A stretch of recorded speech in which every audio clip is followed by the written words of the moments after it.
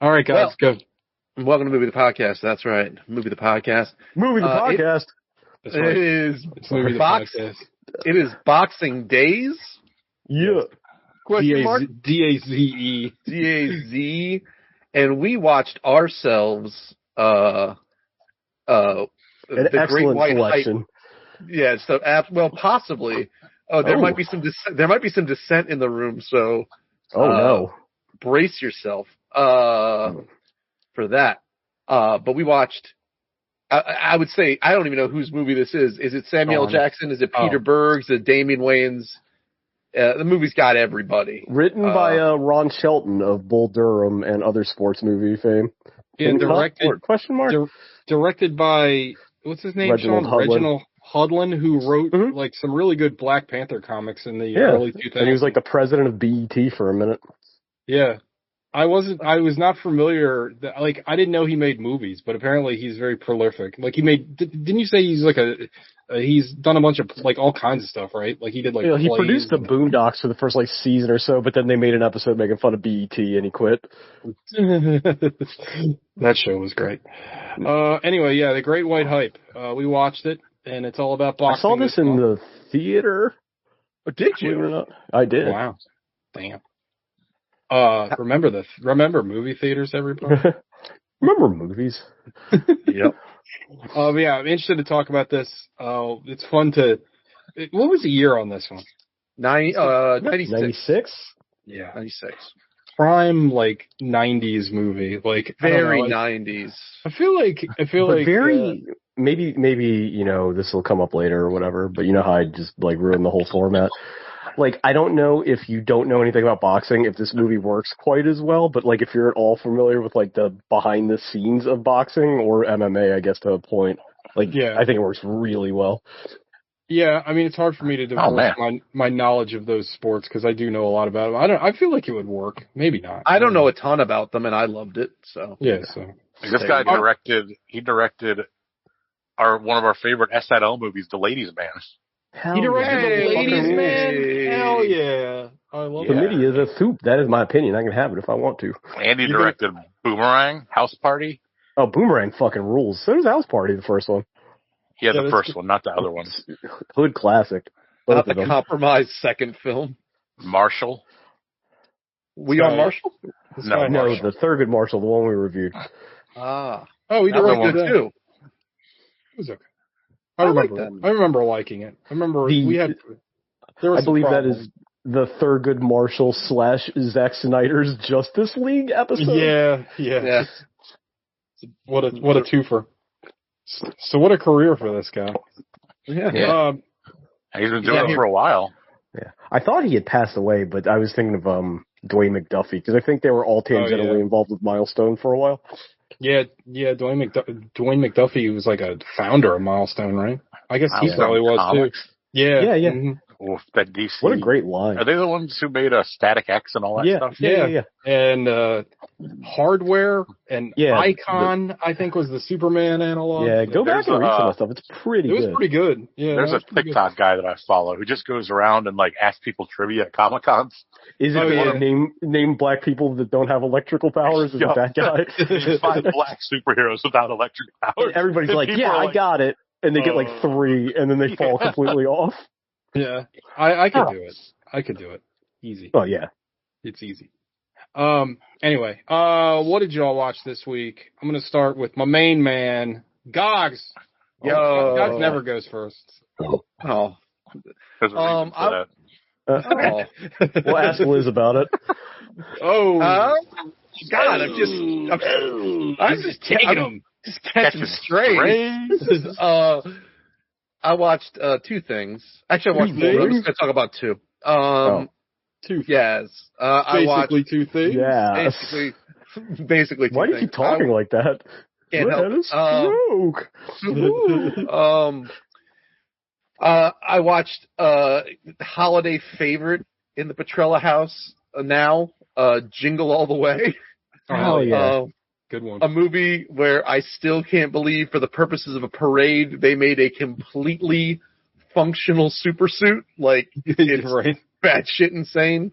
A movie that, I think we kind of talk about every year now because of the season, but like, man, like talk about a movie that I shit on when I was younger, and I've just come to have just a tremendous appreciation for as an older man. It's like the fucking Ford Taurus. It sucked when everybody had one when you were a kid, but now looking back, it's like, damn, that was a finely engineered vehicle. Like, it does exactly what it's supposed to do.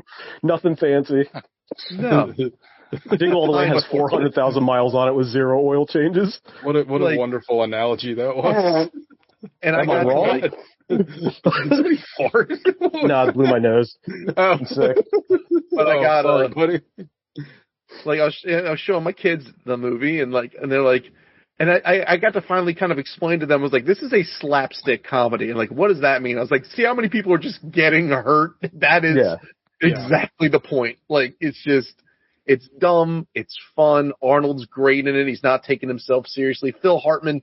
Oh, here's another nice moment for it. Halfway through the movie, Vance looks at me, he goes, that's Troy McClure. And I was like, you're right, buddy. You might know him from...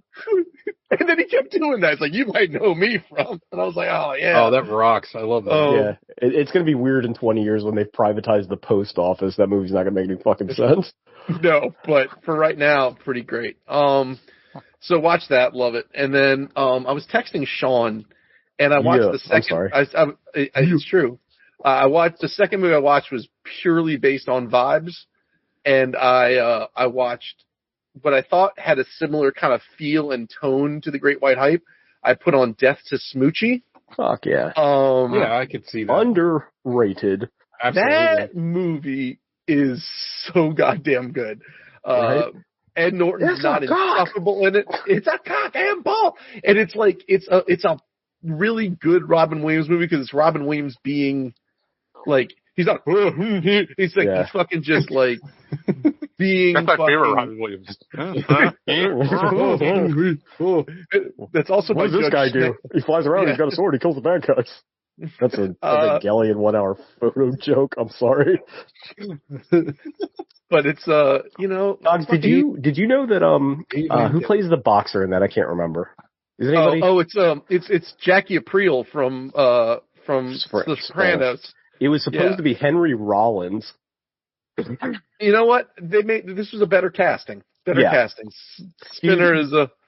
Your stepdad's not mean. He's just adjusting. Has been stuck in my head for 20 years. It's so good. And what's her name? Catherine Keener. Prime Catherine Keener. The hottest Catherine Keener? Possibly.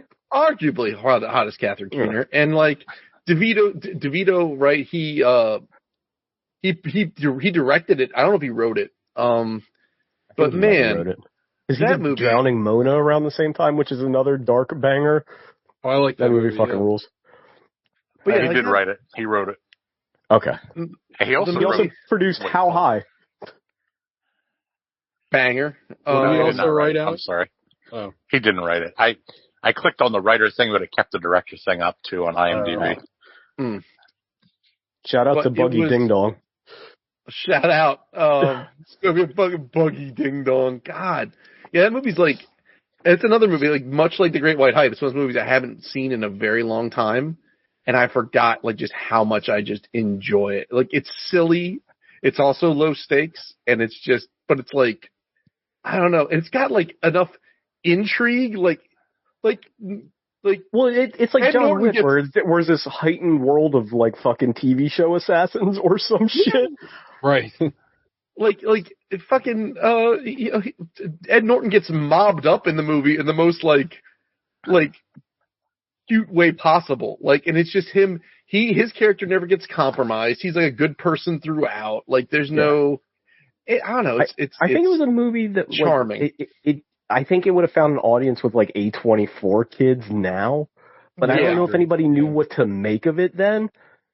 It was such a weird. It's a very off-putting movie, yeah. Like the idea behind it is strange. Also, does that track anymore? That Barney reference? Like, is there shit like that now? No, I don't really think so. Well, I don't know. No. I mean, everything now is like CGI. There's no. I mean, I guess Sesame Street's still around, but like, yeah. I don't that shit was humongous. like kids shows don't exist in that same way, right? Like they don't. Network TV is basically dead, right? So like Yeah. that whole conceit is sort of Not past dead its enough. prime. Yeah, right. No, they're still making FBI. FBI, Right. there's a new one called Tracker. Tracker. Is it Guy about the tracks Geo people. SUV? Oh, Yeah, and then a spin-off, Metro. hell What's yeah. what's the one from I Love You Man? Like Blind Justice or like Oh, Oh, there's yeah. Blind Justice. There's The Pet Mentalist. the Pet Mentalist. Pet He mentalist. reads pets' minds and solves crimes. I don't play music. It's just a bunch of discordant notes. Notes, yeah. Didn't he say it's just tones? Yeah. It's just tones. No, Dracula musical. That movie fucking rules too. By the That way, movie does rule. That Dracula musical, I really wish I could see the whole thing. yeah, because Yeah, they took it on the road, didn't they? Or they at least showed it somewhere. Oh, did they that really? Song, that song from it that he sings is just the fucking best. Yeah. Oh, but anywho, lovely movie. Enjoyed every bit of it. But that's everything. That's everything I watched. Oh, Sean. yeah. Oh my god. I tried to watch Megalopolis again, but I pivoted to anime, and I watched the first 7 episodes of Dan to Dan. Hell yeah. Love the that show TJ's talked about. So good. So it has this thing, right? Like it's a really fun and interesting, like very kinetic anime. It's like silly. I think TJ went over the plot, so I'm not going to go through it. But I don't know if this episode had come out by the time he talked about it on the show.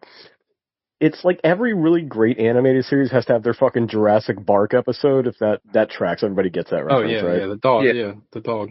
Yeah. And I should have known because it goes from like the regular, because the animation is very like, I don't remember what the studio is, but it's very like Studio Madhouse. It's Kinda like- it's. I was gonna say it's Mappa, but maybe it's not. It doesn't matter. Anyway, But it's got that like over exaggerated, like sometimes they just have like the big eye and square domo mouth. You know, it's just silly. But then there's one episode where it turns into like prestige animation at the very beginning of the 7th episode. I'm like, I should have seen this coming. And it's like this really poignant and sad story about like parenthood. And like I feel like Chainsaw Man has an episode like this. I can't remember which one it is. But this episode like fucking ruined me. It was like I texted TJ like I was not emotionally prepared for all this. I wanted to call my mom after that episode. Yeah, it's like the I think it's more so affecting, but it's like remember is that the X-Men 97 episode? Oh, Which is that one episode out of nowhere that just like fucking ruins you. That episode rules and is also awful. Yeah. But it's so like it's so hard. And then it like I didn't get into the following episode, but it, like they have to kind of pivot back to what was going on in the show before. And like I don't know if it still kind of hangs there or not. But the show's really, really good. I love it. I'm glad you like it. I'm a huge super strong fan. recommend. It's a lot of fun, and it's on Netflix for everybody. It's one of those weird shows that's both on Crunchyroll and Netflix. Makes me question why I even have a Crunchyroll account because all the big stuff ends up on Netflix anyway. It's really good. Yeah, everything should be animated. And pursuant to last week's episode, I bought the One Piece Dynasty Warriors game, and I've been playing that. That's fun. If you like those games, it's like $10 on I love Xbox. those games. Yeah. So that shows like I want to like know everything about the show, but I want to commit zero time to it at the same time. So, Alec. Oh man, get ready, boys. I watched 7 things. Oh my god. Okay, so 3 non-Christmas movies and 4 Christmas movies. Oh my god. Well, I guess 1. Yeah, I don't know. Anyway, Throw Mama from the Train. Speaking of Danny DeVito directed movies, yeah, that movie fucking rules. It's so fucking weird. Oh god, that voice just fucking like she made a career of being the most grating voice of all time. What is the fake uncle's name? Oh, I can't remember. It's Uncle. I can't remember. I forget what it is. Uncle Gary. You don't have an Uncle Gary. You lied to me. Oh yeah. But that movie rules. Billy Crystal is really funny. Danny DeVito is so fucking good in that. Yeah. It's so weird.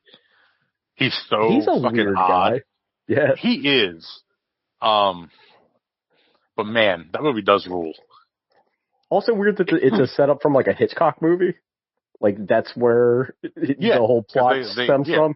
They reference it in the, he goes and sees the movie, and he thinks thinks that was Billy Crystal's hit, that he wants him to kill his wife because he said, "Go see the movie," and it'll help your creative writing. So he flies to Hawaii and murders Billy Crystal's wife, who is Kate Mulgrew from Voyager. Oh, is that right? Star Trek. I didn't realize that. Yeah, I think it's Voyager. I never watched it. Who is it? Kate Mulgrew. Yeah, that's Janeway. Yeah, from Voyager. Yeah, Janeway. Right. Yeah. Captain Janeway.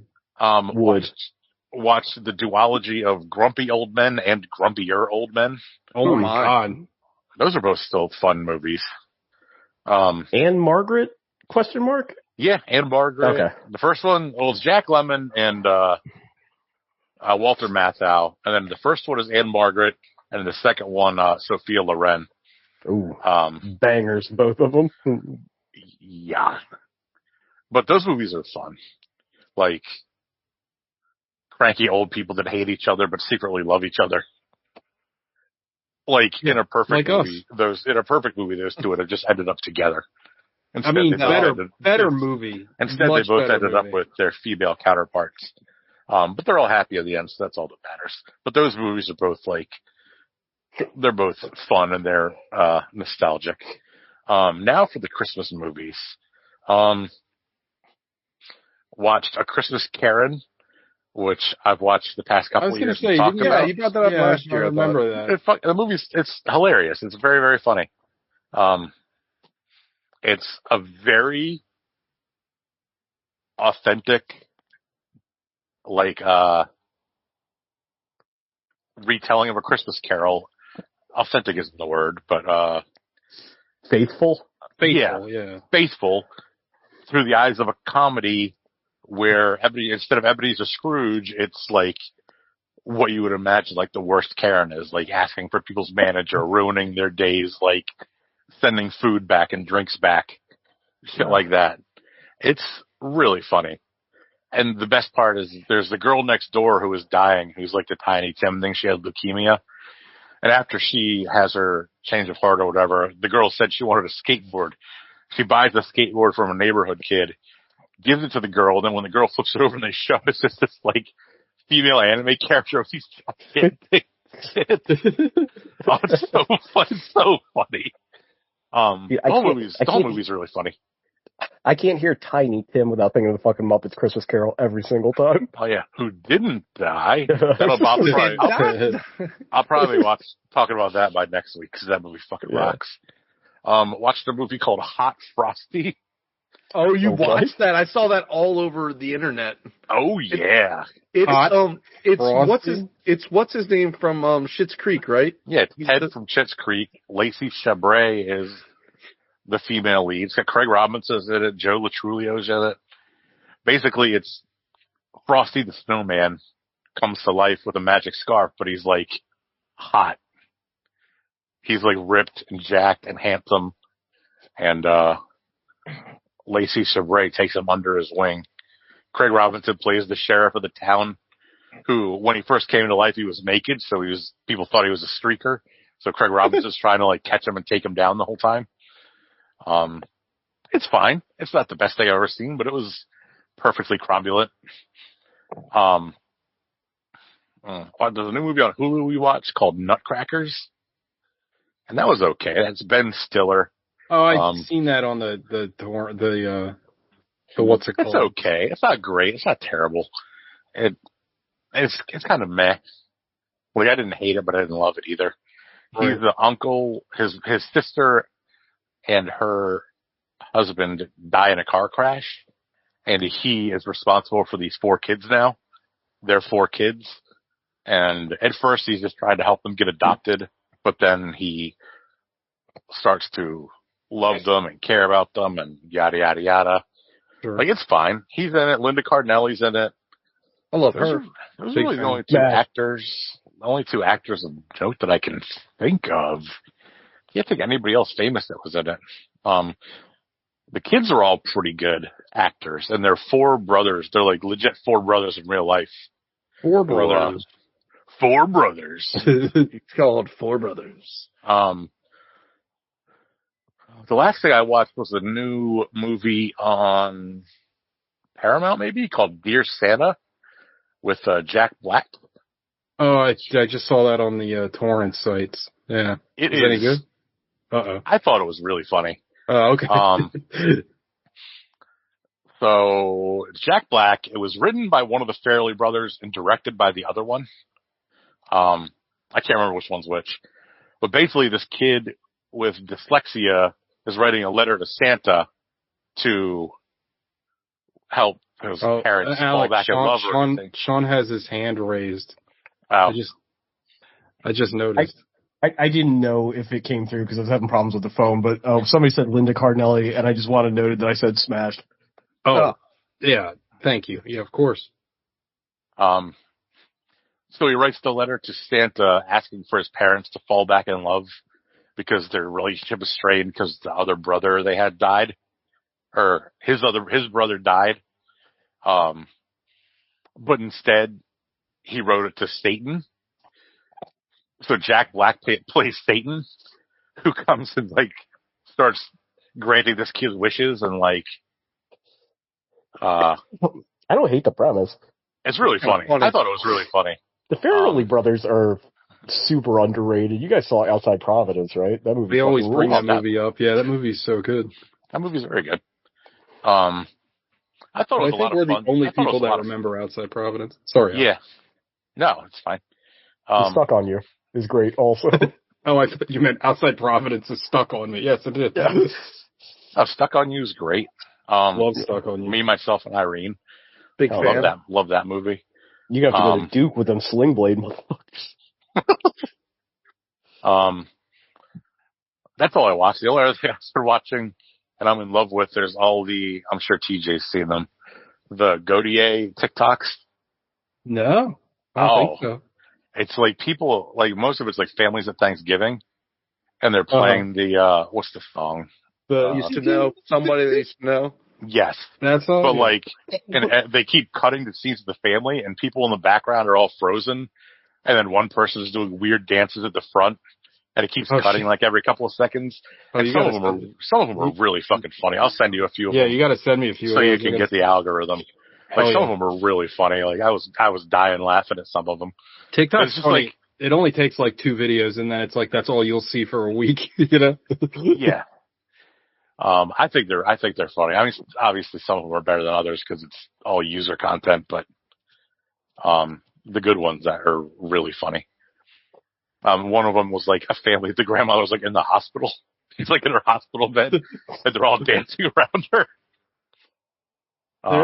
That reminds me of that. It was it was pre-TikTok. It was Vine, and it was that really stereotypical Zoomer looking kid, and he's and it's the grandfather's dying on the hospital bed. Oh yeah, funny as hell. All-time banger classic, that one. That's all I watched. Soon I'll be watching The Australian Office. Yes. Let me know how that works out. TJ, right? They should call it. They should call it the Oz Fist. Yeah, they should have. We'll keep working on it. The Oz Fist. They could call it the Fist. If it was from New Zealand, they could have called it the Auk Fist. See, that was good. That was good. I watched one movie and I finished watching one TV show, which I can't recommend enough. I'll start with the TV show. So I finished watching all of Arcane. Last week I finished watching season 1. This week I finished watching season 2. Season 2 is way better than season 1, and I love season 1, but season 2 is a banger. And I really liked it because it's basically about a tyrannical upper class, and then that holds the under people in a apartheid state. So it's a documentary. And they uprise, and it's really, really good. And I will say, one thing that I was kind of shocked by was that the characters, they do a really good job at making the characters really well-rounded and nuanced. I was a little worried. The main character of the show is Jinx, and you've probably seen her. She's like kind of the mascot of the show. If you've seen nothing of the show, just promo stuff, you've probably seen Chinese lady from G.I. Joe. No, there was a Chinese lady named Jinx in G.I. Joe. Yeah, she was a ninja, but she was Chinese. I don't think she was Japanese. Of course she was a fucking ninja. Like, anyway, no.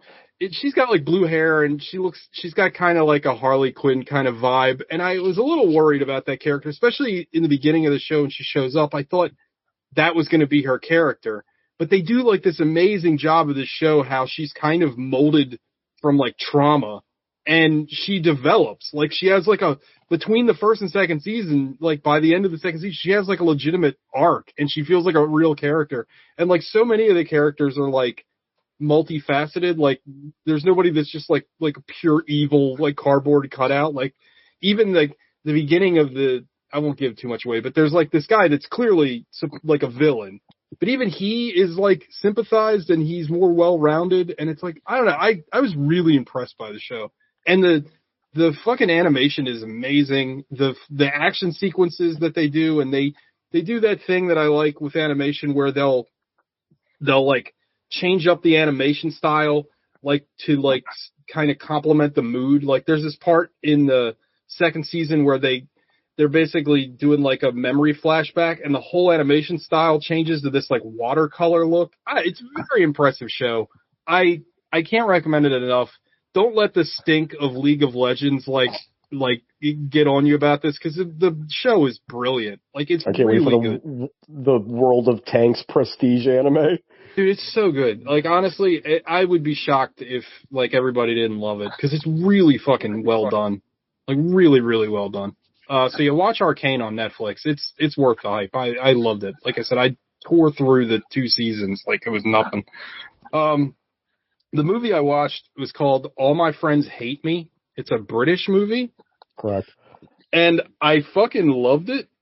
It's funny, I liked it. This is the rare thing where I finished the movie and I really liked it. But then the more I thought about it today, I realized like, oh, I love this movie. Like it's super well done and it's very like subtle in like what it's actually trying to say. And it's funny because I read a lot of people talking about the movie and they like wholly missed the point of the movie. At least I think they did. But the movie is about basically these old college friends that get back together. They've been apart for quite some time, but they get together at this guy's dad's house, and he lives in this big, like, palatial mansion. And the main character is this kind of nebbishy guy that's like constantly, like, he's kind of just like a nervous guy that's kind of worried, like the title implies, that people don't like him, but he's very like, I don't want to give too much away, but he's very like self-centered. And the whole movie is kind of about, like, it kind of feels like he's being gaslit because he feels like there's this conspiracy against him the whole time. And I don't want to give anything away because I think the ending is fucking brilliant.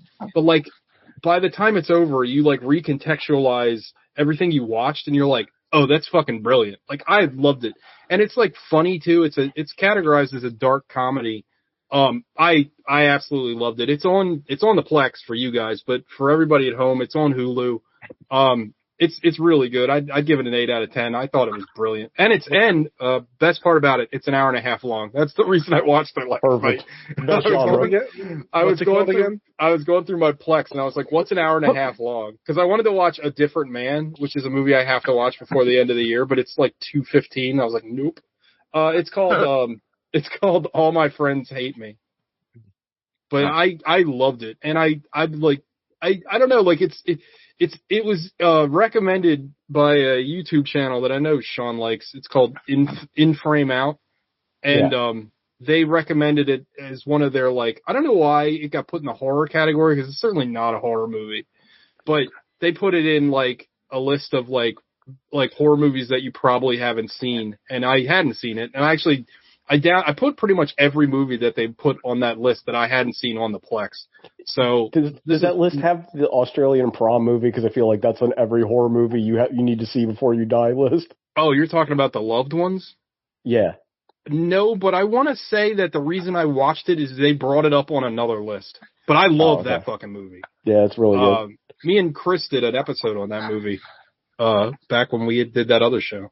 That movie's fucking great. Don't ever watch that director's follow-up movie though, The Devil's Candy. That movie sucks ass. I watched that movie. That movie sucks. It's But about his sugar daddies. first movie though, Gogs, watch The Loved Ones. It's on the Plex. It's fucking awesome. It's kind of like a play on like a Texas Chainsaw kind of movie, but it's also like a weird high school like romance movie. It's very, very good.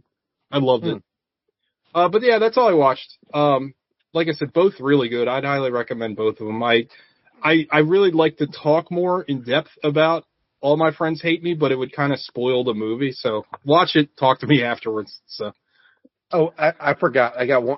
There was one other movie I watched that I would like to talk about if we have the Yeah, go time. ahead. Yeah, sure. Got all the time in the world. Who cares? Tremendous. I was texting TJ about this. Sean just texted me the carrot. I'm sorry. I texted everybody. We're so racist back then. Of course she's ninja / intelligence in the least subtle ninja costume ever. Ninja. Yikes. Yeah, nothing says you're trying to sneak in somewhere than wearing a giant red outfit. Like. Oh boy! Anybody see a Chinese bitch dressed like Santa Claus come through here? So, anywho, I watched one other thing. It's Azrael. Oh yeah, we talked about this a little bit. Yeah, Nightcrawler's dead. That's the same joke that I think you made the last time I brought this. No, Batman's replacement. Oh yeah. Shout out to Jean-Paul Valley. Gone too soon. But yeah, so it's and I was texting TJ about this, and I don't know. Forgive me, TJ, if you watched it and you talked about it on the show. I talked about it either last week or the week before. Oh, was it that early? Was that recent? Okay, so yeah. But I don't think it was. I don't think it was an episode you were on. Oh, okay.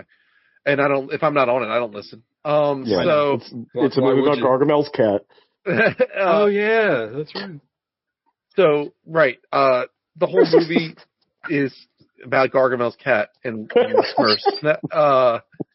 The whole thing about like this whole movie, no one speaks, and it's just nuts, and like about this cult. And I'm sure, well, if TJ talked about them, we're rehashing everything, but like it was wild, and it was like I don't remember it at all. So this like the plot is that you're introduced to these people in the woods. And all of a sudden, they're just kind of communicating through just like gestures and whistles and whatever. No one's speaking. And you're treated with the opening crawl as like post the rapture.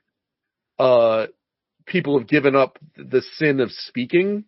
So the whole or parts of the society have like either chosen or have like been forced to go mute. Like they've had their larynxes removed. And I wish parts of society could go through that now. Amen. The whole these two people are like living in the woods, and then they get like all of a sudden they get captured. They get captured by this other group of people who are also not talking, and then like the one woman's gonna get like sacrificed to this demon in the woods, and it's all about this like weird, like demonic worship, like quiet. It's quiet in the sense that it's, no one's talking, but it's like those apocalypse movies we like that it's like, they don't really explain a lot and it's very small. You're dropped in media res. And since no one can talk, you don't really get, like, there's no exposition in the movie because no one can speak. Right. Everything's got to be sort of taken by context, and it's like, I don't know. Stars, Samara Weaving, however you say her name, who I really the babysitter. Like, she's really good. I every time I see her, I'm like, she's very good. Because I really like that. Did you ever see Ready or Not? I thought that was a lot of fun. Oh, that movie was a blast. Yeah, I like that movie. Not the Fuji song, but the movie. Also, that song banger. rocks, though. It's a good song. That song is a fucking banger. Most Fuji songs are bangers. Most Fuji songs pretty good. But yeah, this movie was wild, and it was like I was texting TJ about it, like.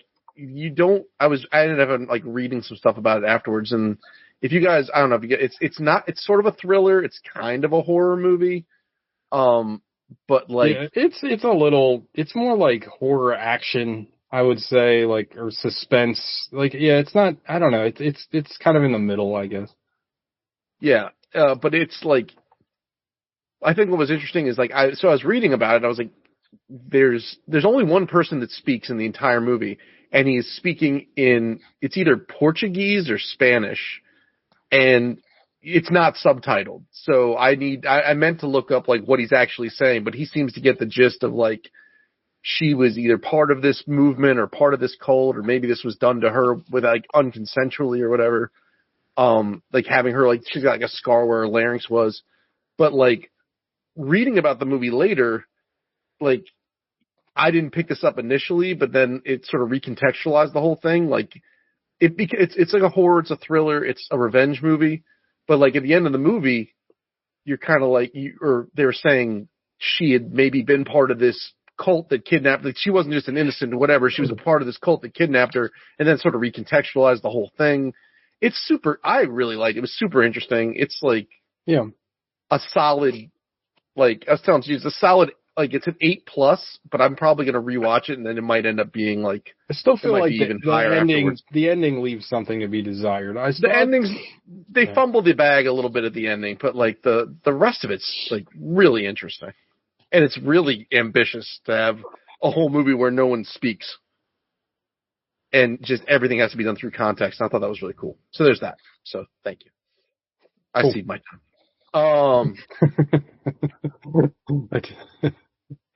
I leave my time to the floor.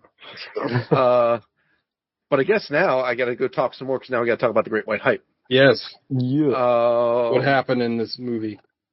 Man, what doesn't happen in this movie? The movie opens with a boxing match that I would love to actually witness. Like, it's Damon Wayans and this other guy, and they are just slugging it out. Like, boxing matches are the best. We've talked about this I think when we reviewed like a Rocky or something, but like, if boxing matches were really like they are in movies, people would just be dead left and right, because people are just taking shot after shot after shot. It's like, Jesus Christ. Can we briefly discuss James the Grim Roper's record of 38 wins with 38 coming via knockout? That's insane. Yeah. Yeah, he is a monster. He is like he's a real also he's very good in this movie, in a very like not Damon Wayans-ish performance. No, in a very kind of subdued kind of way. There's a little there with like Last Boy Scout.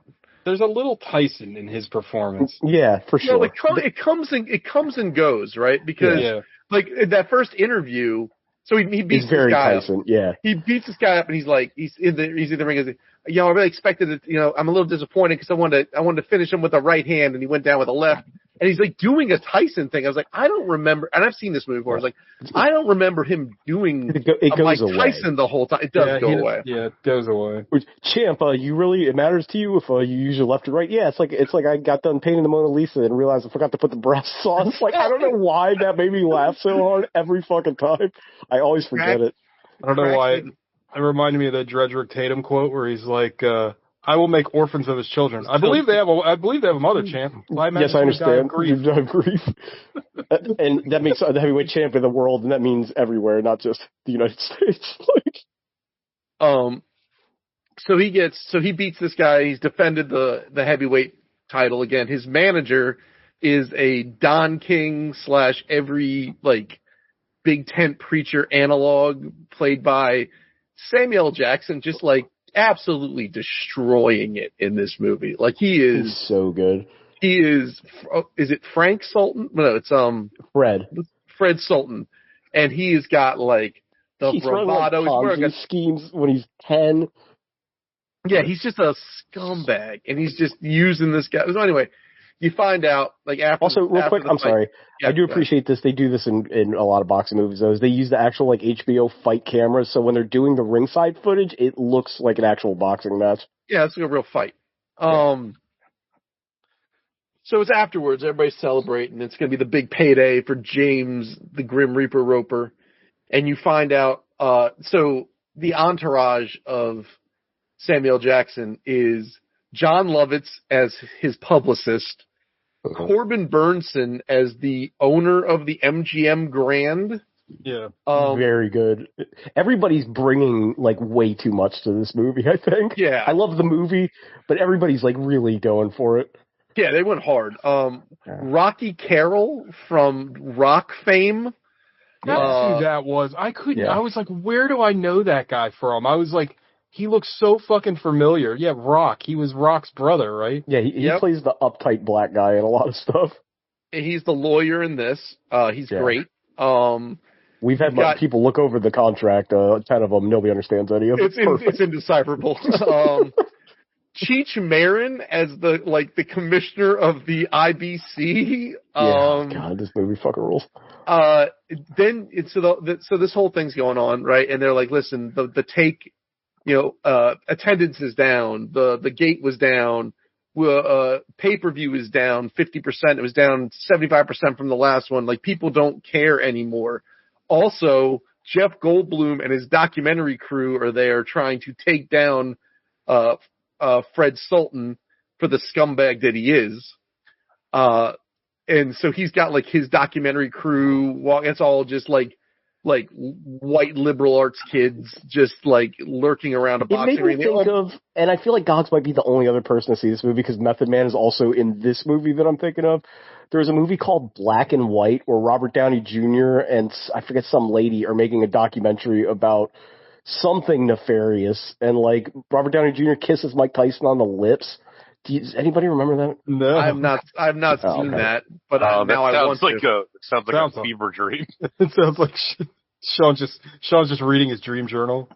No, he would have been sucking his dick if it was mine. This is much tamer. Hey yo, but yeah, Method Man is in this movie as Method Man, which I love. So anyway.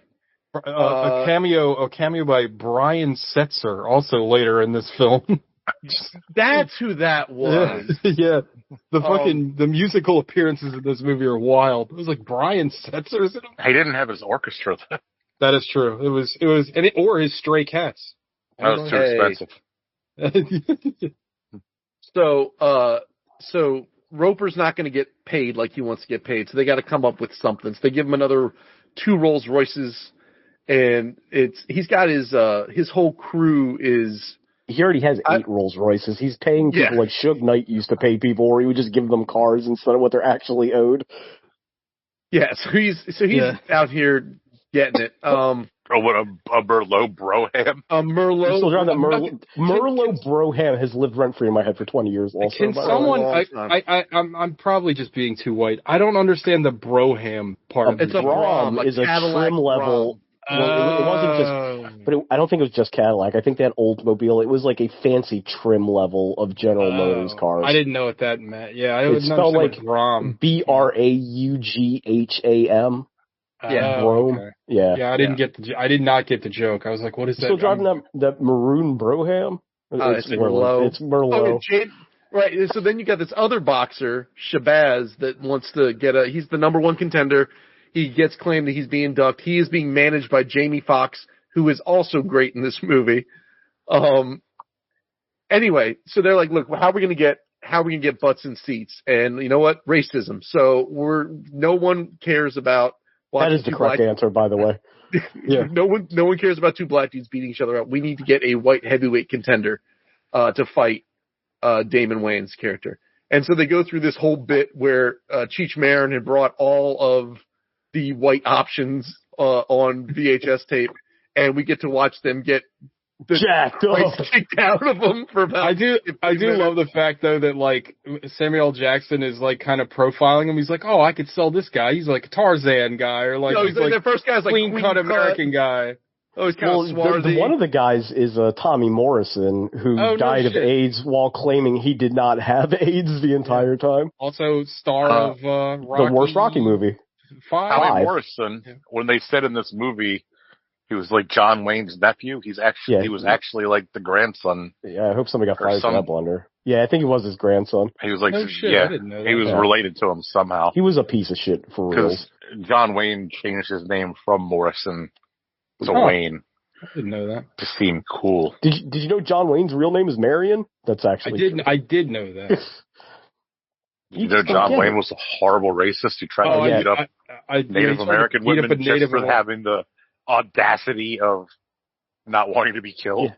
Yeah. And he was Yeah. married to a Mexican woman, question mark? I feel like I'm not making that up. There's plenty of Sean, you're on the internet. There's plenty of racists that have like non-white wives. It's like a Oh, tradition. yeah. It They're called doesn't my make any- parents. I'm kidding. Oh. I love you, Dad. You're not a racist. Did your dad listen to the show? No. Oh, okay. No, I would tell him that we do a podcast, but I don't want to be accused of being gay again. I think I've used those allegations already. Definitely not of. Definitely if he listens on Apple, because ours aren't loading on Apple anymore. I don't know what that is. I don't know. We got to go back and find all the I'm lost trying to. episodes at some I'm point. trying like, to fix it, Yeah. but I don't know. There's something wrong. I think it doesn't matter. This isn't interesting Yeah. in the show. I'm working on it. I'll put it that way. Interesting to me. But- Cheech Marin's sister, question mark, is the one that discovers the It's his new plot relevant assistant. point. That woman is so fucking attractive. Oh, He's very yeah. attractive. And I thought it was Pam Grier for 5 The seconds. mid 90s were the peak time for Japanese car design and Latin women. Like, I don't know what it was, but like, give me like a 94 Civic Si and a Maria Conchita Alonso. You know what I'm saying? Like, Just Skyline GTR and Rosie Perez. Just all Right? day. all day. Yeah, so the Cheech Marin's assistant is like, listen, guys, here's the deal. There's only one the deal. Here's the deal. There's only one person that's beaten the Grim Reaper ever. And as an amateur, she's like, well, his record, he's never lost a professional, right? What gave you the first clue? His record, yeah, you dumb bitch, shut up. Yeah, what gave away his record? Yeah, that was a money line. And she's like, look, there's this guy, Terry Conklin, beat him as an amateur. He's still out there doing his thing. He's part of a metal band called Massive Head Wound out of Cleveland. I had a fucking like heart attack and I had to text Sean. So they introduced this band, right? They play the beginning of the ICP song Chicken Huntin'. TJ and I are obsessed with the song for some reason. And I was like, can't figure out why. holy shit. Well, at first I thought that maybe this is where ICP sampled it, but Sean's right. Like later on, you can hear the whole song being played in the background. I thought for a second, like I was like, "There's no way that's ICP. It's got to be like Helmet and House of Pain." I thought it was No, it is. is it just another Victim, Gogs? Is that the song from Judgment Night with Helmet and House of Pain? Yeah, I believe so. Also shocking that House of Pain is not on this soundtrack. Yeah. Well, because he's Irish, right? He should have been. It just means you're white. This means it's just code for you're white. That fucking line killed me. That is such a fun. But I'm Irish Terry Conklin. So they find him, and like he is like in the middle. He's being this is being pitched to him as like Return to Fistiana. You can get $10 million to annihilate homelessness. Really kind of a clever little thing to be like, oh yeah, well what about amateurs? Like that's a pretty smart screenwriting drop, I thought. Yeah. Oh yeah, it was pretty because good. It is some shit that they would do in real life. It's like they'd dig up something and gin him up. Like, yeah, he's the number 8 contender. Who cares? Oh yeah, boxing is like the most corrupt of all the sports next to soccer, FIFA. Yes, specifically. Possibly NFL Chiefs games, but also true. He's being pitched this as he is being sucked off. Yeah, he's being like mid fellatio. They're like, and like he goes through. There's like it's not Anthony Kiedis, but it's someone Anthony Kiedis adjacent is like bringing girls backstage. He's getting blown by destiny. Well, these girls are of age, so it's not Anthony Kiedis. Hey, so they're like, listen, you can. He's like, I don't care about the money, man. I just care about doing right by Cleveland. I'm a rock and roller. And fighting homelessness. He wants to eradicate homelessness.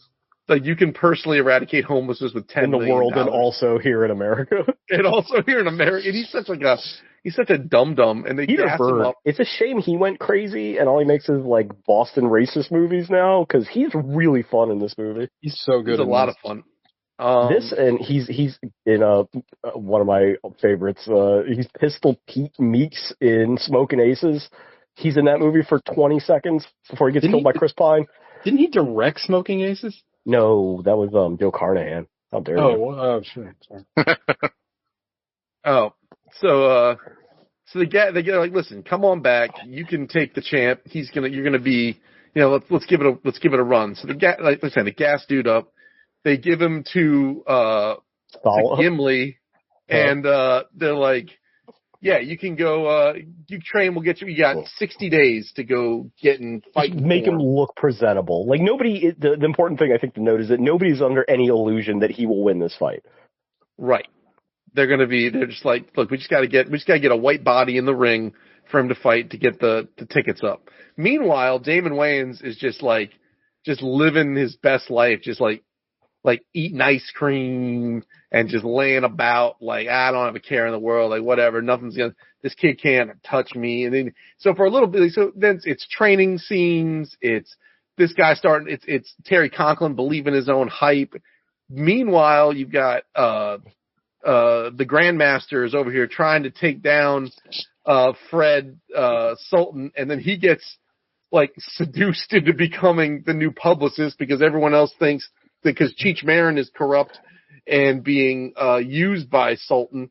Another great thing, they're out there and like, oh, you're anti-Semitic. It's like, I can't be anti-Semitic. I'm Jewish. Well, then you're Uncle Tom. Jews can be Uncle Toms. Sure, we can. Sure, we can. John Lovett's self-loathing, fantastic, like always. I mean, it's so good. Yeah. So then he gets John Lovett's. So now Jeff Goldblum has John Lovett's job. He is doing excellent work as just being like, just basically a carnival barker.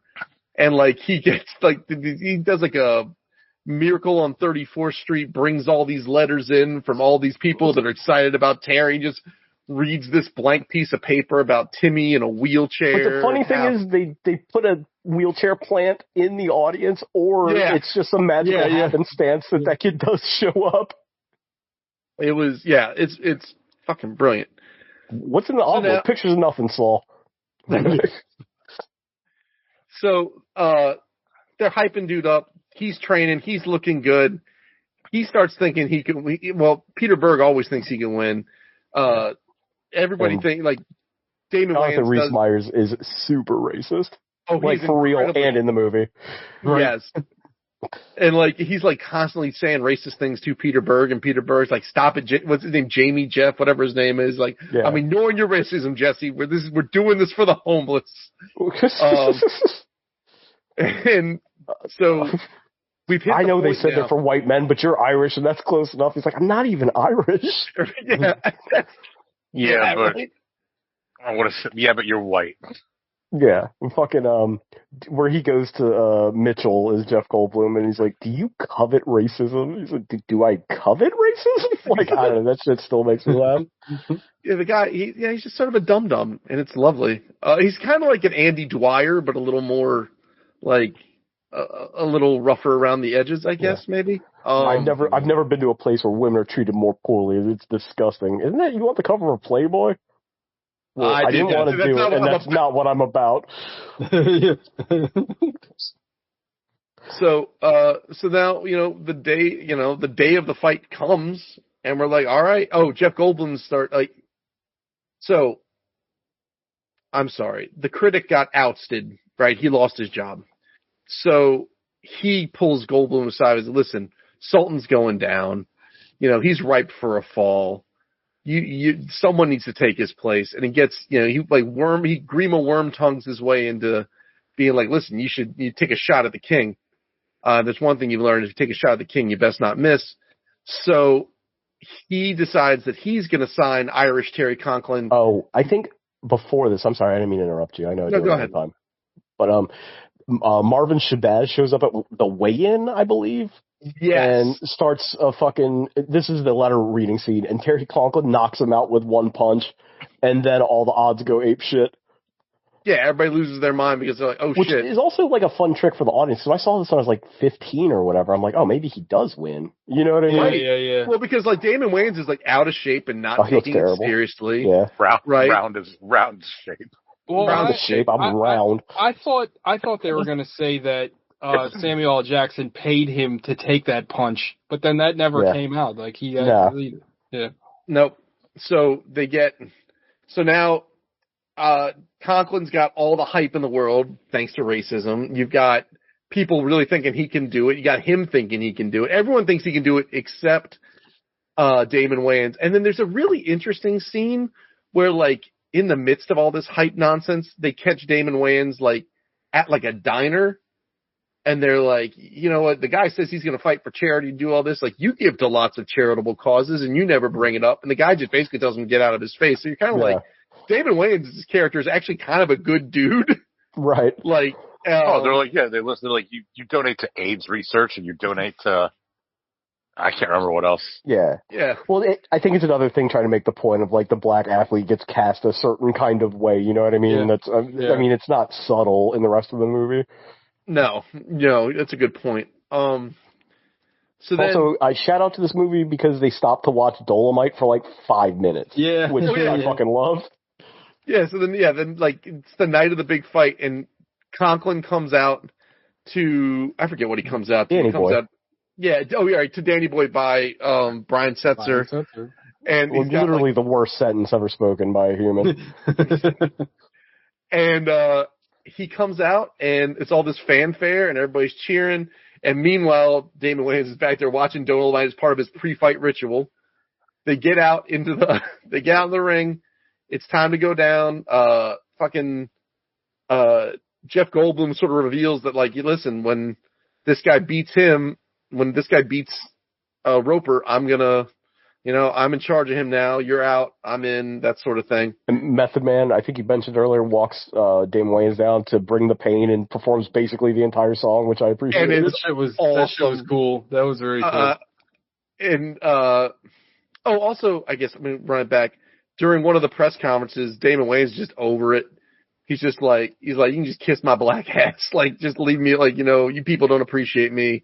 Fuck you. Like, we're past all this. They get in, they start boxing. I think one of the things they tell him is just don't make him mad. He's like, I'm not worried about it. What did he say? He's going to kiss the donkey. He kept saying that. Like, Don't make him kiss the donkey, Ralph. Yeah, and it was. He's scared. He's scared of me. He's scared of me. Then, so the fight happens, and Conklin's kind of hanging with, and he gets some blows in, and he rings his bell for a second, and you're like, oh, this could be it. And then that's not it. It's immediately over. Yeah. Well, he hits him with that overhand right, and Wayne stumbles back, and he goes, "You trying to embarrass me on TV?" And then he just beats his ass. It is funny the way they shoot it, because it's like, it looks like this back and forth fight, and they're like, after 27 seconds of the first round. Yeah, it was very brief. And so then he wins. Conklin's out. Presumably he goes back to Cleveland. Fred Sultan, who is the bad guy in this movie, wins. Damon Wayans gets paid because the box, the ticket sales are through the roof. The pay-per-view's through the roof. And then, like, in the ring, Shabazz comes and challenges him. They start throwing bare hands at each other. And then Grim Reaper Roper gets knocked out by Shabazz. And Sultan's like, there's a preview of the next fight. And the guy can't lose. Like, he can't get the stink off just this like real guy. life. Yeah, it's pretty great. We just got to get all our ducks in a row. What the fuck is all the duck shit? Fuck all the duck shit. Oh yeah, we got guns. We got guns with lasers on them. Jamie Foxx brings like a RoboCop level gun to the fucking arena with him. Yeah. Oh man, Jamie Foxx is really good in this. And you know how I feel about Jamie Foxx in most things. But I You thought love he was him. great. I can't stand him, but he's very good in this. I thought he was great. He really was. But that's it. That's the movie. It's a ton of fun. I like Sean said, like Merlot Broham has lived in my head rent free for longer than I would care to admit. I remember the fucking B-I-itch line. What's a B-I-itch? Oh, it's biatch. Like, biatch. I remember that shit. I don't know why I remember that shit so well. I don't even think I think this is the first time I watched this movie, to be perfectly honest, but that must have been in the trailer or something. It was. I remember that shit, like, to this day. He's stuck in me like a B-I-itch. B-I-itch. It's biatch. No, banger. Loved it. Happy to be a part of it. solid You choice. couldn't make this movie anymore because you got that one big white guy that was like the best boxer in the world for a little while. Tyson Fury, is that his name? Yeah, Yeah. but what was the now? There's a white heavyweight. That's like that's the same Black Unity. Is that what he said? Was that the joke he made? Yeah. Yeah. I mean, okay. I mean, they were just joning on. I'm not qualified to laugh at that joke. No, but you can't. I mean, so we were talking about this before the show started. Could you make this movie again? Yeah, I think do so. You think? Because it's not a movie. The comedy isn't derived from the racism. It's about the comedy is about the racism. The reaction to the racism. Yeah. I think you could make this movie now. In fact, I don't know. I mean, I feel like Sean said, there's that point where that you talking about Damon Wayans and how black athletes are portrayed in the media. I feel like that's more people are more aware of that shit nowadays than they ever were. I mean, it's that bit from The League, right, where they're the keywords so well read and student of the game. Terry Conklin's a real lunch pail guy. He's a real Lad McConkey. Yeah, I mean that shit. I mean, I feel like people are much more aware of that shit now. I mean, it still happens. It's not like it's gone away, but I feel like people are definitely more open to it. I mean, look at Lamar Jackson and fucking Josh Allen, who are basically the same guy. I mean, Jackson might be a bit more accurate than Allen, but it's still well, that's a quarterback and that's a run. I mean, come on. I love both of those dudes, but the dialogue around them is fucking ridiculous. It's insane every fucking year. Lamar Jackson does nothing but put up fucking numbers, and people still going, yeah. We have going into the game the other day, had 30 touchdowns and 2 picks, and both of the picks were bounced off a receiver's hands. He's leading the league in fucking everything. It's fucking absurd, but that's the world we live in. All right. Anything else we're gonna talk about before we get to Five Knuckle Shuffles? I am very hungry. Yeah. Should we ask Alec what was his favorite part? Oh, Jesus, I'm sorry. Yeah, do your part. Do your thing. Hold on. Alec, was your favorite part of this movie the appearance of a classic big screen TV? Because I do fondly remember those things. Oh, there was that projection, the rear projection. Nice big screen TV. We had one. I know. It was awesome. At the Columbia House. Yes, 90 inch or whatever. It was fucking ridiculous. Gigantic. It was awesome. I think that's where I watched Frisky Dingo on that TV. Oh, I'm sure. If I remember correctly, you just left it there because it was too big. It was too heavy. Yeah, it was heavy 600 pounds. It was very heavy. I lived on a third floor walk up in Glen Burnie and left a fucking 50-inch CRT TV there because I'm carrying this bitch back down the stairs. Yeah, you remember those TVs had nowhere to grab? No, they were just sharp. They were all just razor sharp edges. It was awful. It was fucking terrible. Was that your favorite part of the movie, though? My favorite part was the subtlety. It wasn't very subtle. It was not very subtle. Very off the nose. The very nuanced off the nose is bonkers. We got to start using that more often.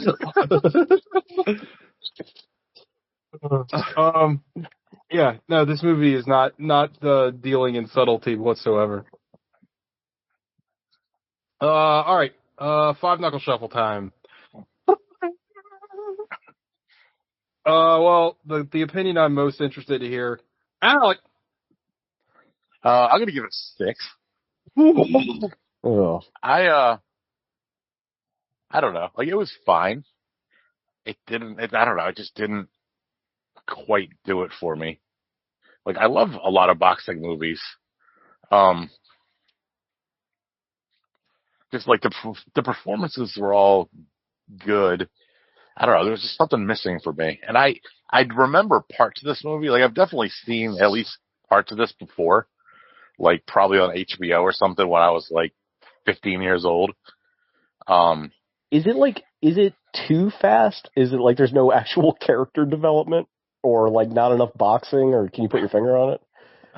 Maybe it's just not enough boxing. I want more boxing in my boxing movies. Yeah. Give me a boxing movie like Digstown. It's okay when you say it. Where it's all boxing.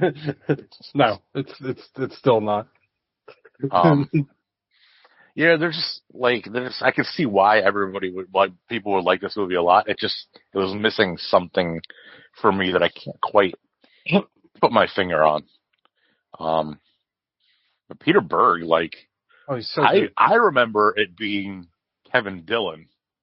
They're not very Peter similar. Berg. They're very similar. Very similar looking. And then I looked Yeah. up Peter Berg's IMDb, and I'm like, oh, this guy's directed a fuckload of movies that I like. Yeah, like like Battleship. Battleship. And a fuckload of movies I don't like.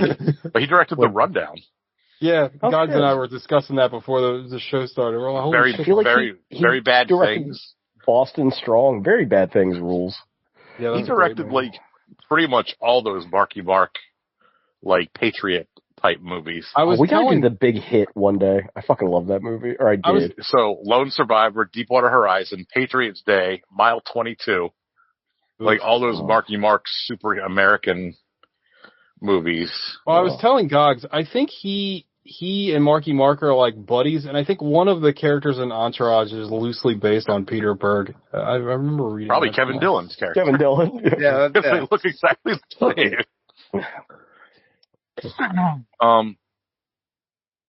But yeah, it's a 6. It was fast. I'm happy about that. It was, I think, under an hour 30, It an was hour very 26 or It's a something tight like movie. that. There's not any fat on this movie. This Shout out to movie Gus is- Farrat. He directed Oh, yeah. Hancock. That's actually a point less. Oof. Oh yeah, that Yeah. sucked. The movie's so bad. The Yeah. original pitch for that movie is actually not bad though. Yeah, I agree. Shaun. It's a 9 for me. I fucking love this movie. I always have. People hated this movie when it came out, and I think it's because they didn't want to admit that racism was real. I think it's one of those things, the only time white film critics can, recognize racism is if it's in, Crash, the bad one, Right. where, racism still kind of saves the day at the end, the racist cop is still good. But, I think it was a Gogs that said, the bad guy wins in this movie, which is, a tough sell for a comedy. Mm-hmm. But if you have any kind of passing familiarity with boxing, it works really well. I think it's super fast. I mean, it's over in a second.